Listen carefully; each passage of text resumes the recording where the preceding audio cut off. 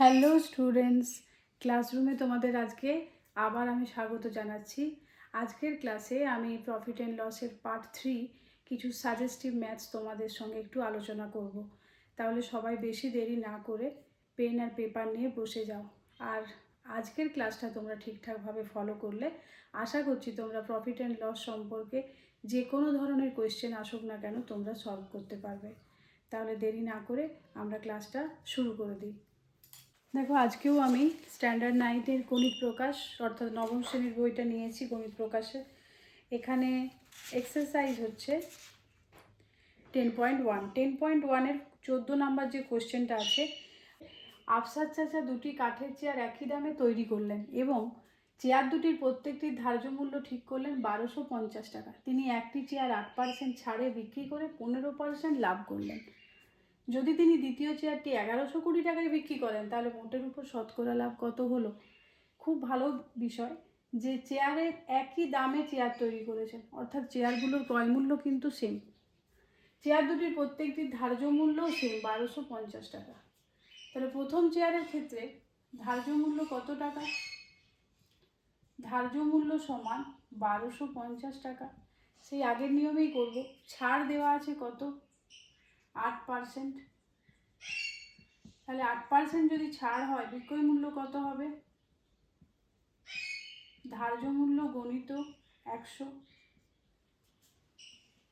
100 বিযুক্ত ছাড় বাই 100, অর্থাৎ 1250 গণিত 92 বাই 100।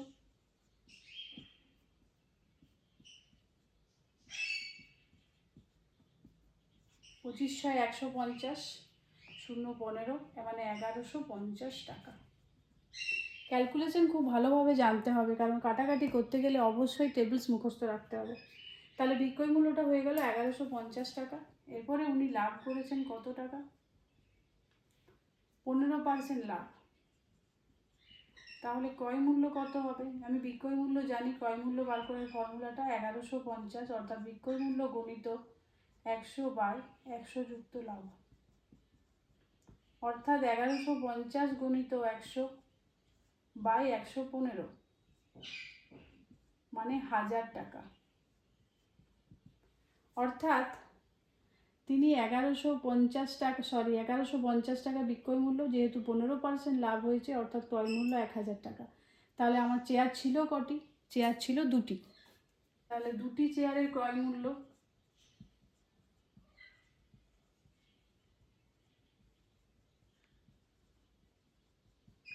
হাজার গণিত 2, মানে 2000 টাকা।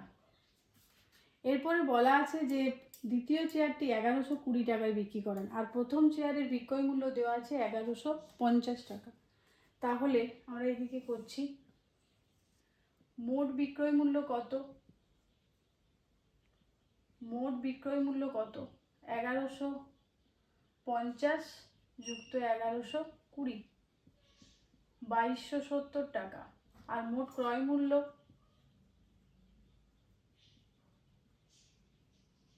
1000 যুক্ত 1000, তার মানে 2000 টাকা।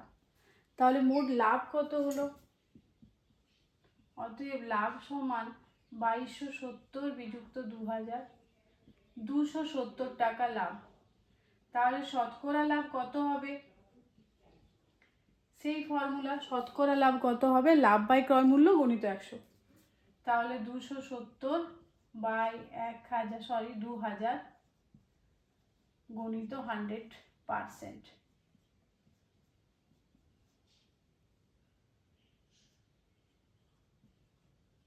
13.5%। শূন্য শূন্য ক্যান্সেল করলেও হতো, 135-এর 10 অর্থাৎ 13.5%। তাহলে প্রথমে কি করলাম? ধার্য মূল্য ছিল, ছাড় দিয়ে বিক্রয় মূল্য বের করলাম, এটা প্রথমটার বিক্রয় মূল্য। এরপরে লাভ দেওয়া আছে 15%, সেখান থেকে ক্রয় মূল্য বের করে নিলাম। যেহেতু দুটোরই ক্রয় মূল্য সেম, তাই 1000 গণিত 2, মানে 2000 টাকা মোট ক্রয় মূল্য। মোট বিক্রয় মূল্য একটা দেওয়া আছে 1120 দেওয়া আছে একটা, আরেকটার 1150 আমি বের করেছি। তাহলে মোট 2270 টাকা। দুটোই বিয়োগ করে আমি লাভ বের করেছি, শতকরা লাভ। এইভাবে ক্যালকুলেশনটা করলে অপেক্ষাকৃত ইজি হবে। পরবর্তী প্রশ্নতে কোয়েশ্চেন নাম্বার 15, এটা খুব ইম্পর্ট্যান্ট একটা প্রশ্ন, বিশেষ করে যারা ক্লাস 9-এর স্টুডেন্ট ওয়েস্ট বেঙ্গল বোর্ডের, তাদের জন্য কোয়েশ্চেন নাম্বার 15টা খুব ইম্পর্ট্যান্ট, কারণ প্রত্যেক বছরই কোনো না কোনো স্কুলে এই কোয়েশ্চেনটা সেকেন্ড ইউনিটে দেওয়া হয়, তাই তোমরা এটা বারবার অভ্যাস করবে। কোয়েশ্চেনটা হচ্ছে, একটি বিশেষ ধরনের কলমের ধার্য মূল্য 36.50 টাকা। রফিক চাচা শুভমকে একটি পেন 2 টাকা 90 পয়সা ছাড় দিয়ে বিক্রি করে 12% লাভ করলেন। যদি তিনি ওই ধরনের আরেকটি কলম মিতাকে 34.50 টাকায় বিক্রি করেন, তাহলে দ্বিতীয়টিতে তার শতকরা লাভ কত? তার মানে হচ্ছে, কলমের ধার্য মূল্য 36.50 টাকা, যেহেতু কলমটা একই ধরনের, তাহলে দুটোরই ক্রয় মূল্য সেম আসবে। তাহলে প্রথমটার থেকে আমি বের করে নিচ্ছি, ধার্য মূল্য 36.50 টাকা ছাড় 2.90 টাকা, দুটোই বিয়োগ করে পাচ্ছি বিক্রয় মূল্য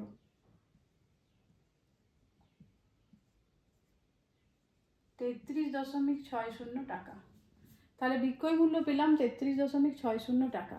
এবারে তিনি লাভ করছেন, কত লাভ করছেন না 12% লাভে উনি বিক্রি করেছেন। আমরা তো ক্রয় মূল্য ফর্মুলা জানি, ফর্মুলা বসিয়ে দিচ্ছি, বিক্রয় মূল্য গণিত 100/100 যুক্ত লাভ, অর্থাৎ 33.60 গণিত 100/112, দশমিক তুলে দিলে এখানে পেয়ে যাচ্ছি 100। ভালো করে লক্ষ্য করো, ক্রয় মূল্য সমান বিক্রয় মূল্য গণিত 100/100 যুক্ত লাভ। তো এখানে 100 কেটে গেল, 112 3 336 শূন্য, তার মানে ক্রয় মূল্য হচ্ছে 30 টাকা। এবারে 30 টাকা ক্রয় মূল্যের এই পেনটা মিতাকে 34.5 টাকায় বিক্রি করা হয়েছে। তাহলে মিতার জন্য বিক্রয় মূল্য কত?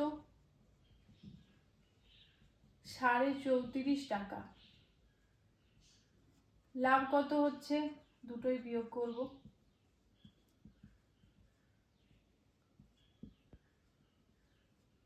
4.5 টাকা লাভ। তাহলে এখানে লাভ হচ্ছে 4.5 টাকা। তাহলে এখানে করে নিচ্ছি, শতকরা লাভের ফর্মুলা বসিয়ে দাও, লাভ বাই ক্রয় মূল্য গণিত 100, অর্থাৎ 4.5/30 গণিত 100। দশমিক তুলে দিলে আমি নিচেও একটা 100 পাচ্ছি, 0 0 ক্যান্সেল, 3 15 45। তাহলে শতকরা লাভ কত হচ্ছে? 15%। তাহলে দ্বিতীয়টিতে তার শতকরা কত লাভ হলো?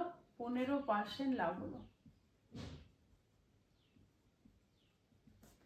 তাহলে এই যে কোশ্চেনটা, এই কোশ্চেনটা অপেক্ষাকৃত প্র্যাকটিস যদি কেউ বারে বারে করে, তাহলে এই অঙ্কটা খুবই ইজি একটা অঙ্ক, এবং এটা তোমাদের একাডেমিকের ক্ষেত্রে এই অঙ্কটা খুব ইম্পর্ট্যান্ট একটা অঙ্ক। আর কম্পিটিটিভ এক্সামেও এই ধরনেরই অঙ্ক আসে, হয়তো একটু ফিগারগুলো এদিক ওদিক করে দেওয়া হয়, তাহলে সেক্ষেত্রেও তোমরা সহজেই এই প্রসেসে অঙ্কটা করে নিতে পারবে। এবং অবশ্যই সেক্ষেত্রে এত সব না লিখে শর্টকাটে করে নিতে হবে। তবে বারবার যেটা বলা, এই ধরনের অঙ্ক করতে গেলে তোমাদেরকে খুব ভালোভাবে টেবিলস জানতে হবে। টেবিলস না জানলে এই ধরনের অঙ্কগুলো তোমরা করতে পারবে না। নেক্সট কোয়েশ্চেন দেখছি।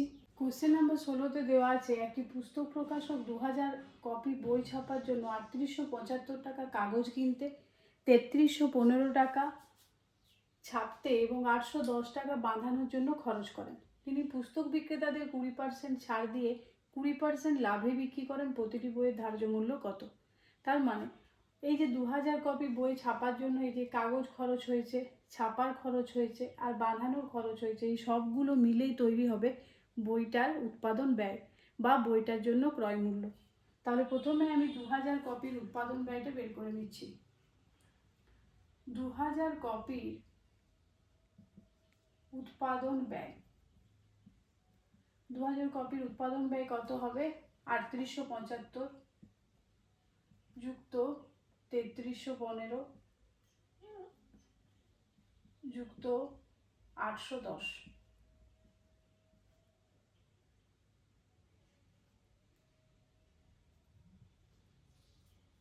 8000 টাকা। তাহলে 2000 কপির উৎপাদন ব্যয় আসছে 8000 টাকা। আমাকে এক কপির উৎপাদন ব্যয় বের করে নিতে হবে, কারণ একটি বইয়ের ধার্য মূল্য চেয়েছে। তাহলে আসছে 4 টাকা। অর্থাৎ 4 টাকায় উৎপাদন ব্যয়, লাভ কত? 20%। আমরা বিক্রয় মূল্য বের করে নিতে পারবো। বিক্রয় মূল্য সমান ক্রয় মূল্য গুণিত 100 যুক্ত লাভ বাই 100, অর্থাৎ 4 গুণিত 100 20/100, 12 4 48 10 মানে 4 টাকা 80 পয়সা। এরপরে 20% ছাড় দেওয়া হয়েছে, তাহলে বিক্রয় মূল্য জানা আছে, ছাড় 20%, ধার্য মূল্য ফর্মুলা বসালেই হয়ে যাবে। ধার্য মূল্য সমান 4 গুণিত 80 গুণিত 100, অর্থাৎ 100/100 বিযুক্ত ছাড়, 4 গুণিত 4.80 গুণিত 100/80, দশমিক তুলে দিলাম 100, 80 6 480, অর্থাৎ 6 টাকা। তাহলে প্রতি কপির ধার্য মূল্য কত, বা প্রতিটি বইয়ের ধার্য মূল্য? অতএব প্রতিটি বইয়ের ধার্য মূল্য সমান 6 টাকা। তাহলে কি করলাম, 2000 কপির উৎপাদন ব্যয় বের করলাম, সেখান থেকে 1 কপির উৎপাদন ব্যয় বেরোলো, লাভ দেওয়া আছে, বিক্রয় মূল্য বের করলাম, ছাড় দেওয়া আছে, ধার্য মূল্য বের করলাম, এবং সেটাই হলো প্রতিটি বইয়ের ধার্য মূল্য। আজকের মতো ক্লাসটা এখানেই শেষ করছি। প্রত্যেকের কাছে অনুরোধ করব, ক্লাস ভালো লেগে থাকলে একটু বন্ধুদেরকে শেয়ার করে দিও, এবং অবশ্যই নতুন যারা তারা চ্যানেলটিকে সাবস্ক্রাইব করবে, তাহলে পরবর্তী ভিডিও নোটিফিকেশন তোমাদের কাছে পৌঁছে যাবে। আমি প্রত্যেকটা ক্লাসের স্ট্যান্ডার্ড 9, স্ট্যান্ডার্ড 10, 11, 12, স্ট্যান্ডার্ড 8 এবং কম্পিটিটিভ এক্সাম সব ক্লাসেরই অধ্যায়ভিত্তিক অঙ্কের এইভাবেই আলোচনা করব প্রত্যেকটা ভিডিওতে।